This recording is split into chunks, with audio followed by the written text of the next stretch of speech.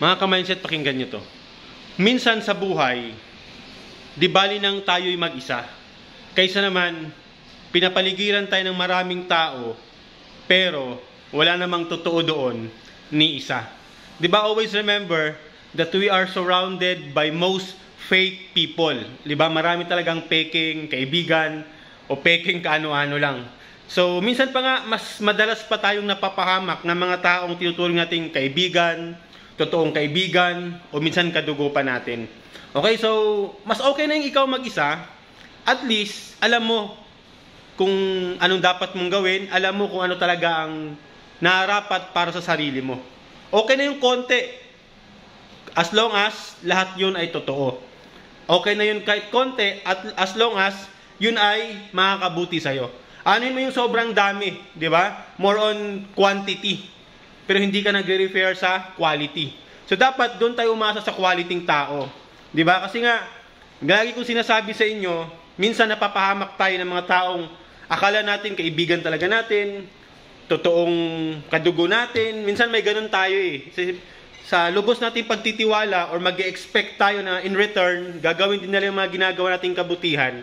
So, talagang nasasaktan tayo, nabibigo tayo. Kaya, as long as kaya nating wag magtiwala ng 100% sa tao, gawin na lang natin.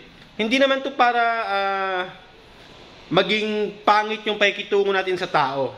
Ang ibig ko lang sabihin, mga ka-mindset, wag mo lang ibigay yung 100% mong tiwala.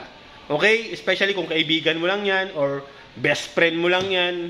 Kasi talagang darating ang time, they will save their own skin. Alam mo ibig kong sabihin? Pag nagkagitgitan, nagkagipitan, as what I said, they will save their own skin. Di ba? Talagang isasalba lang nila yung buhay nila or sarili nila.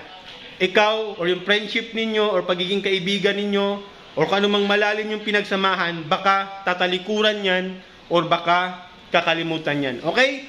This is not about negative thinking or negative thoughts for friendship or etc. This is just awareness. Awareness lang sa atin na huwag tayong magtiwala ng 100%.